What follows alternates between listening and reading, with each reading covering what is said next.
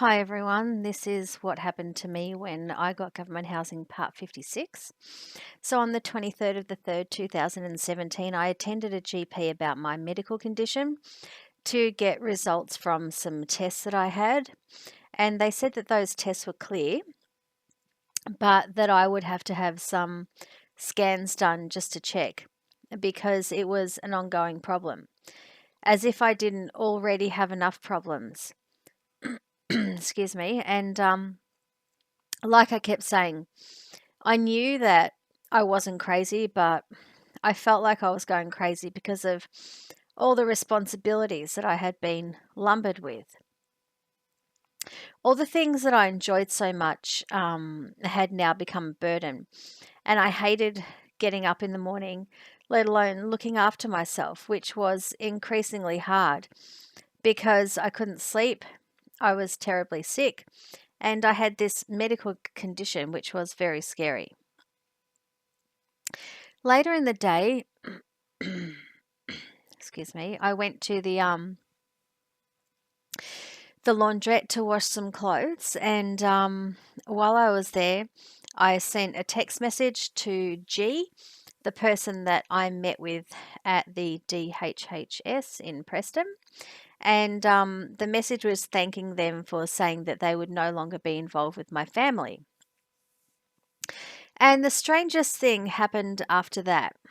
I saw a woman come into the laundrette who looked exactly like G from Child Protection, and it looked like she had got my message, then actually come down to the laundrette.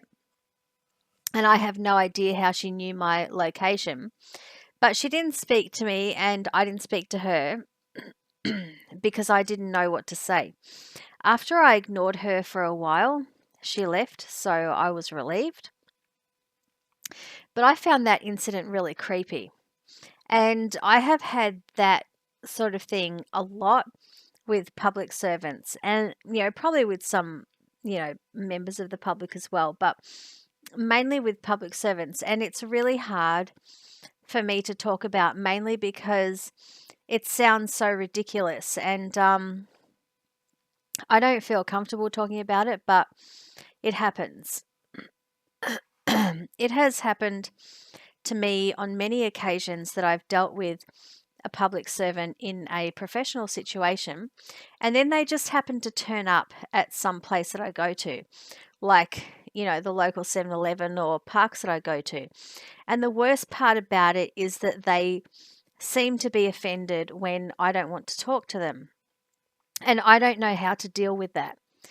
It's as if they're just using their position in the public service to fulfill their personal needs, and I find that really unfair and hard to deal with. I'm not saying, excuse me, I'm not saying that they're all like that, but enough of them have done that to me to make me realize that it isn't just a coincidence that I'm running into them.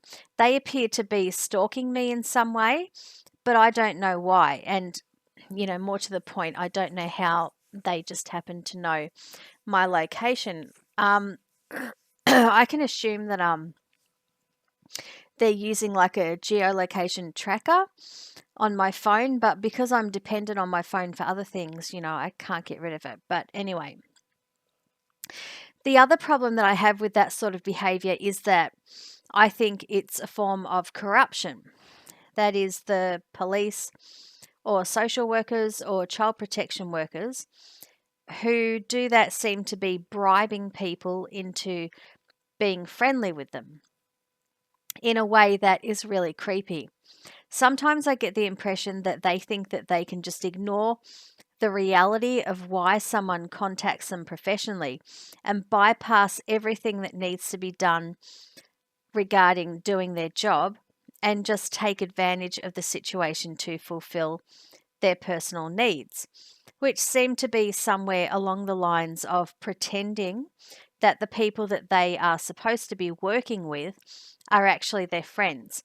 And that's very hard when you're in a situation like mine and when you need the public servant that you're dealing with to actually do their job in a professional manner. It's ignoble and it's really hard to define, but it does happen. So I would like to hear from other people if they have experienced the same sort of behavior. One time when I was on TikTok,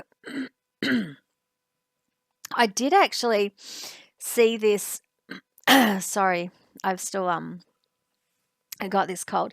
I did actually see this post from a young girl. I think she was either a young girl or a young woman who said that public servants in the house that she was living in, because she was in out of home care, so she was in some kind of, I don't know if they call them orphanages these days, and I don't want to say the wrong thing, but it was a house for children who are not living with their parents, and it's just like a house of children and public servants.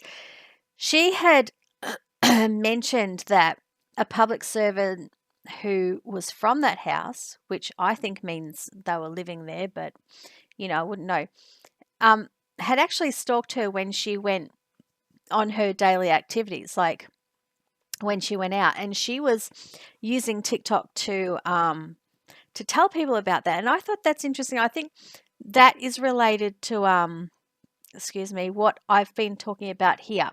And like I say, we call it stalking, which it probably is, but it's also deeper than that. And I think the more people that talk about it, the easier it will be to define. So that's why I want to start a conversation about that sort of behavior. But anyway, the issue that I'm getting at is that some public servants that I've dealt with can't differentiate between private and professional behavior.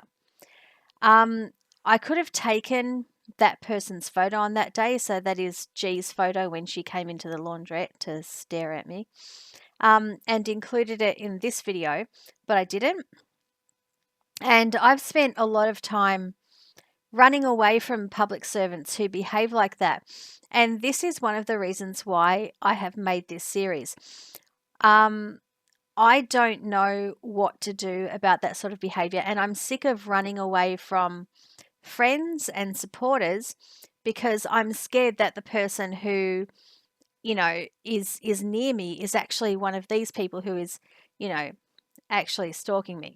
I mean, some people talk about gang stalking that they get from the police, but it's that sort of thing. So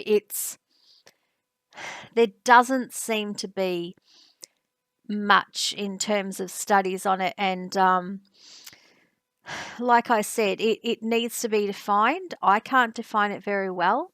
I can talk about my experiences and I can talk about my behavior, but I can't define the behavior very well apart from saying that it's a form of stalking. But having said all of that, I don't hate public servants in general.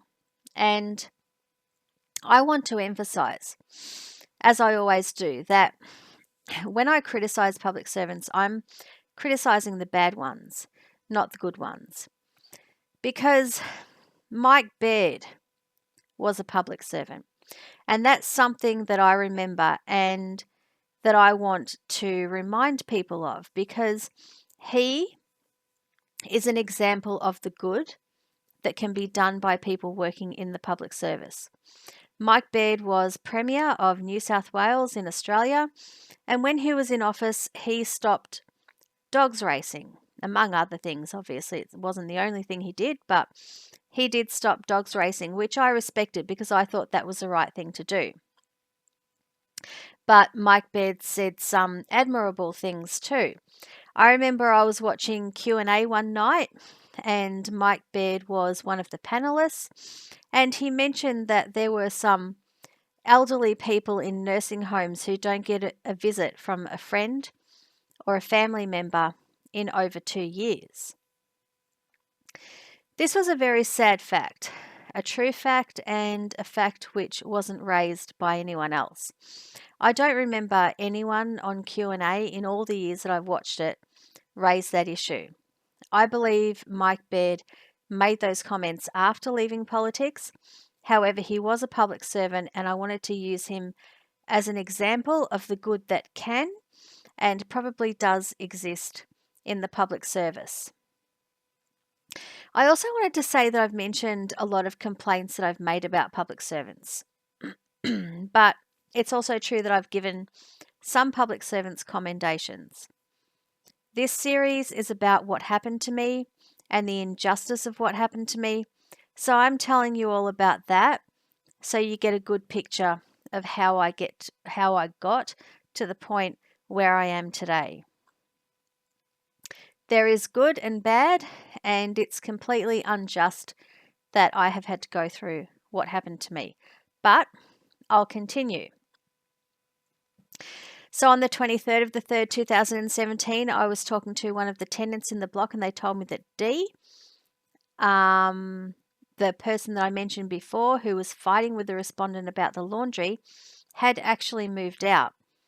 I couldn't believe it. Of all the people who should move out, it should have been the respondent, not Dee.